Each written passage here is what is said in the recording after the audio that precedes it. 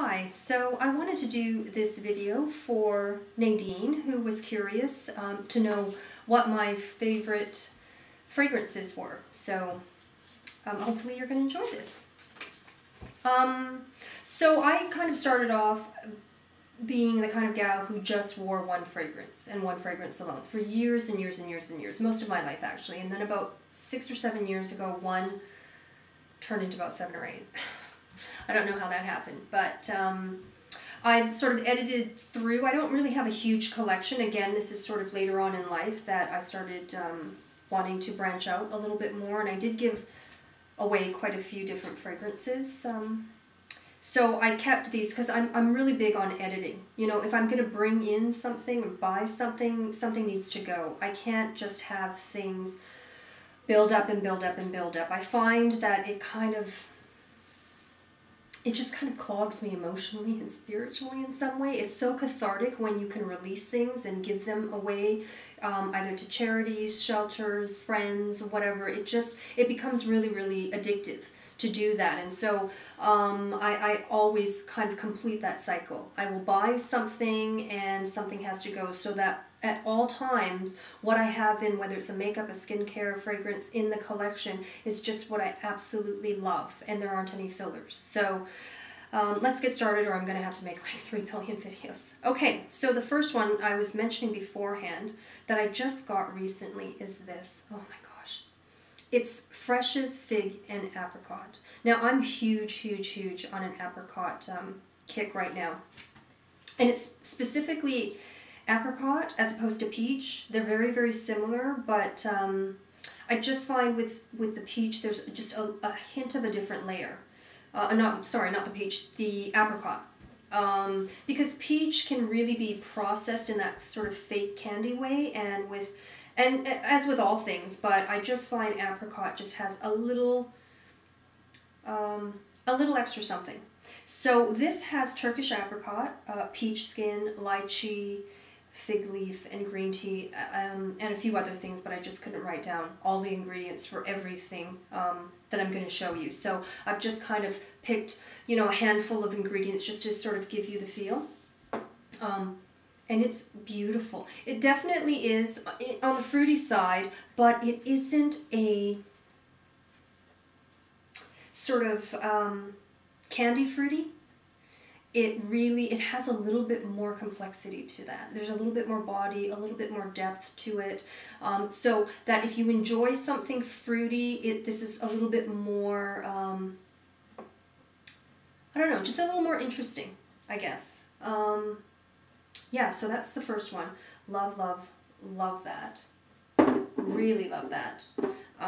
Okay, the next one is the Burberry Classic. Now this has black currant, green apple, peach, jasmine, sandalwood, cedar, and vanilla. Now what it doesn't have, although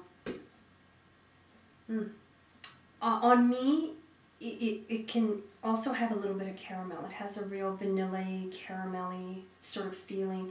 I have to say that when I was younger, I was all for the really fresh, clean, fruity, citrusy, all those kinds of things, and I do like them, but as I've grown older, I like a little bit more complexity, a little bit more dimension, and just, you know, your senses change, and just like your taste buds change. You know, I used to hate certain foods and things that I love now, so everything just sort of evolves, and this is definitely a really, really nice one as well. What I like to do actually when I'm looking for a new fragrance is I'll just go in and I'll try 1 or 2 on my wrist, and then, you know, finish off the rest of my day for, you know, the few hours, because you really get to know what that scent is going to be like on you. Each person is different. I'm sure you all know that. That it really works with your body chemistry, and the same fragrance is not going to smell exactly the same on every person, which is why it's such a great signature for you. And so I kind of like to stroll around first, and then I get a real hint, because I really need to like the bottom note as much as I love the top note. And there are times where I've put something on and it's been woof, you know, pee yowzers. And, you know, hours later I'll be like, oh gosh, what's that smell? And it's that same fragrance that I just was so turned off. And obviously I can't do it because I can't wait for the evolution process completely, because something in that transition really turns me off. So I have to like it through all the notes, you know, the top, middle, and bottom. So this is a perfect example of something that I would have been completely turned off from when I was younger. It is the Serge Lutens. It's Un Bois Vanille, and it is part of his beige collection. I don't know if you know Serge Lutens. It's I just sort of got familiar with him recently. And, you know, I tried a lot of his ones, and they were just a bit too overpowering for me personally. I just was really kind of, again, some of them, the bottom note really, really worked well, but I just could not get past that top note. This has black vanilla, licorice, sandalwood, coconut milk, bitter almond, tonka bean. So you can see that the evolution between, say, the fig and apricot versus this one, they're actually quite different. They're not even part of the same family, really. This smells unlike any kind of vanilla scent I have ever smelled before. It is, wow, it is so complex. There's just so much complexity. It just sends off so many different signals, and I'm not sure if you guys know it. You know, your sense of smell is the first thing to trigger memory.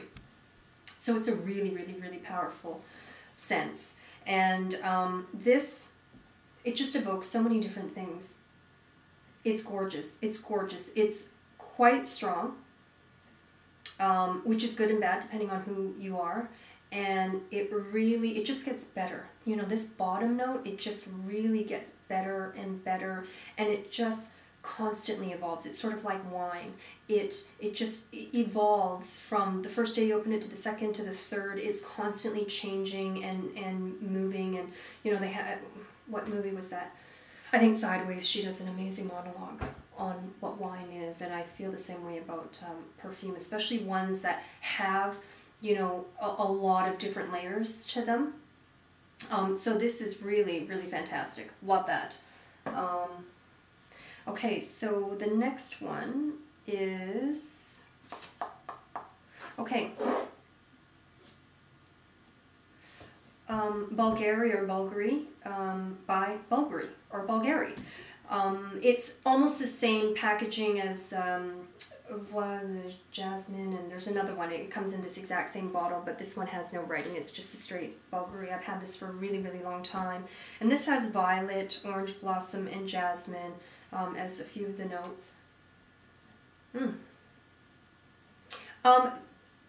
Also, not in the sort of citrus family at all. A little bit more, definitely more of an evening time kind of fragrance. It's a real, you know, I come and go to this sometimes. It's a bit overwhelming when I first put it on, but I really, you know, it's not so bad that it kind of turns me off, and I kind of do like the bottom note, but it is a little bit more on the perfumey side. And then, you know, I just had to break down and get this little sucker.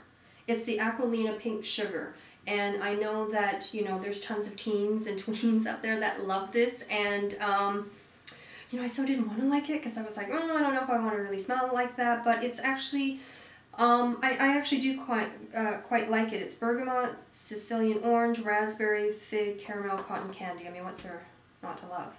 The cotton candy I can sort of do without. And I don't wear it all that often. It's really just, it's great for a in your bag thing. That's kind of why I got it. I got this and another one just so that I can pop it in my bag.